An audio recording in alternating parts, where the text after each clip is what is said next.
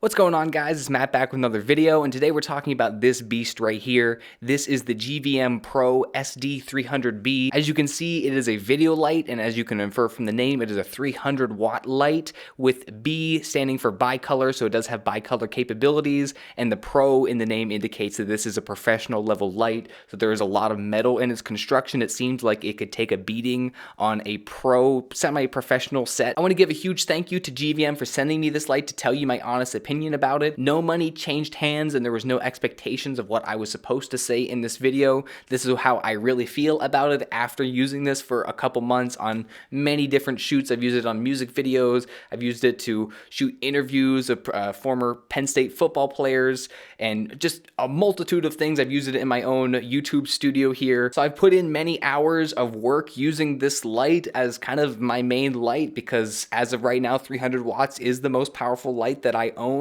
and use on a regular basis for my shoots. So this has kind of been my main key light. But the thing to keep in mind with this light that is a budget-friendly light. So this is going to be great for prosumer, maybe single band videographers and filmmakers out there, or small crews where you're trying to save some money on lights, because this thing is actually under $400, where you're going to find the Apurture 300D, which is not even bicolor. That's almost $1,000. So not only can you save money on the light itself, but you can save money on having to put gels in front of the light when you wanted to change the color temperature. But not only that, the maximum output of this light according to GVM is 51,100 lux at 3.3 meters with the included reflector, while the Apurture 300D is only 45,000 lux at 3.3 meters with a reflector. So this, while having the bicolor capabilities, is also brighter than Apurture's offering. In terms of the build quality of this thing, the only drawback I would say, and this is something I said about the Manbilly light, which is a pretty relatively unknown manufacturer. I reviewed a 200 watt bicolor light from there recently, and the main build quality thing I found on that light to be cheap was the plastic knobs here to move the light up and down, and I kind of find the same thing to be true with this light. These plastic knobs feel pretty cheap, and it's actually the same plastic knob that tightens the light onto the stand itself. So that does feel like a place where they cut costs in having a really cheap plasticky knob, and it feels like if this light were to hit against something, that would kind of easily break. But besides that, the body of the light itself and everything else about it, even the top thing to put on light modifiers and reflectors with the Bowens mount, it is just a little switch on the top. Everything about it is really nice. I also love that when you turn the light on, the GVM logo lights up on the side. That's just a really cool little included feature. But one small gripe I have with the light is that the power adapter, whatever you call this power thing that the wall plug goes into, it has a little V-mount thing on the side there, and it clicks onto the chassis of the light itself with that V-mount. But it has all this extra cord here. They might as well just have this cord be much shorter, and they don't even give you the option to hang this power thing from the little knob of your light stand. So it's just kind of stuck there with this awkwardly long cord, and it just doesn't make full use of what you could be getting out of that. But luckily, the other cord that plugs into the other end of the power adapter that actually goes to the wall is a nice quality cord, and it's pretty long. So also this plug here that actually goes from the power adapter into the light is made of plastic. That could be made of metal, but that's not the end of the world. It feels like it's gonna hold up pretty well over time. Those are just small build quality things, and honestly pretty nitpicky things to point out about this light, because overall you're gonna be setting it up on a stand and not really touching it. But potentially my favorite thing about this light is the included protective hard case. Inside the case, on the top layer, you'll find the cords for the light, and you take out this insert and you find two more inserts on either side of the body of the light. I don't know if these inserts are entirely necessary, but it probably maintains and fills out the case so it doesn't kind of cave in on itself. So I've decided to keep that in there. A small note is I do like the red color of the light. It just kind of stands out and looks nice. It's not just black and boring. It has a little pop of color, which is it's a nice little detail. And of course it has its own included reflector and a manual, which I generally never read. If you want to power this light with V-mount batteries rather than plugging it into a wall, say if you're shooting in an area that doesn't have power, you do need to buy a separate product, and it's $80 to put that on there. So I wish that was included. The 650 watt version of the GVM bicolor light does have its own V-mount battery attachment thing on the control panel, which instead of being on the back of the light is its own box on the light stand itself. But I do wish they included some way to power this with V-mounts in the pack, but considering the price of the light, I kind of understand that being a separate expense. When using the light, a small thing that's really nice is it only takes about 2 seconds to turn on. I have some other lights, particularly my Nanlite FS300, which is not a bicolor light.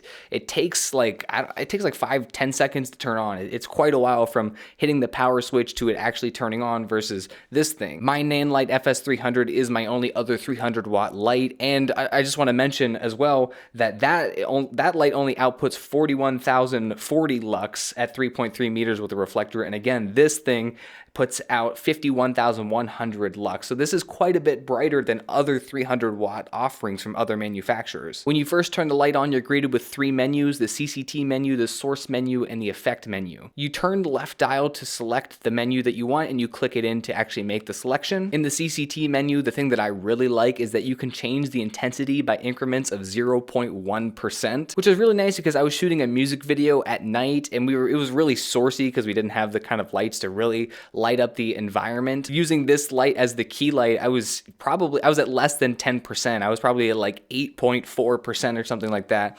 And whenever you are in a dark environment and the difference in 1% is actually a huge difference to the sensitivity of the camera, having those 0.1% increments is quite nice. And you can also change the white balance from 2700 degrees Kelvin to 6800 degrees Kelvin in increments of 50 degrees Kelvin. So very little incremental white balance and exposure changes. One thing to note is that the CCT dial does not click in actually at all, so it doesn't go to commonly used white balances like 32, 56. So you actually have to turn the dial all the way to change to whatever you want. And while the intensity dial does click, because it's the same dial that you select the menu that you want to go into with, it doesn't click when you're in the CCT menu to change the intensity by, say, increments of 20%. So you need to actually turn it to change from 0 to 100% intensity.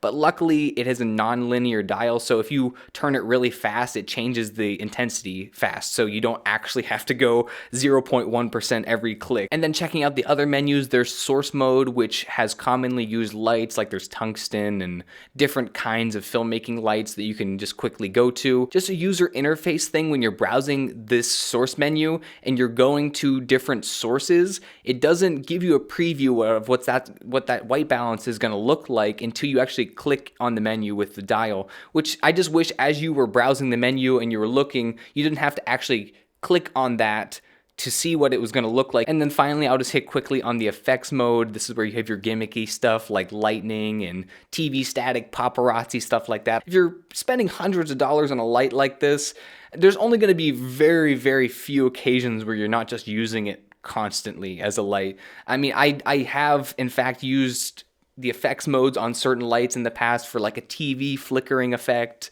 mainly just TV flickering effects, or maybe like fire, but even then you could just take a tube light and kind of move it. That's the effects modes aren't generally used by professionals too often, but it is nice to have it there. If you're considering buying this light, honestly, it is a really nice light, and if you don't need the absolute best of the best of the best of the best, and you are kind of working on a budget,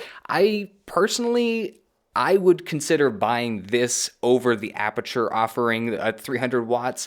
I'm trying to get GVM to send me their 650B, so 650 watts with bicolor, because I have a friend who has an Apurture 600D, and I want to kind of do some comparisons if the build quality from GVM is holding up, if it's having that output and other professional features that pros are kind of looking for.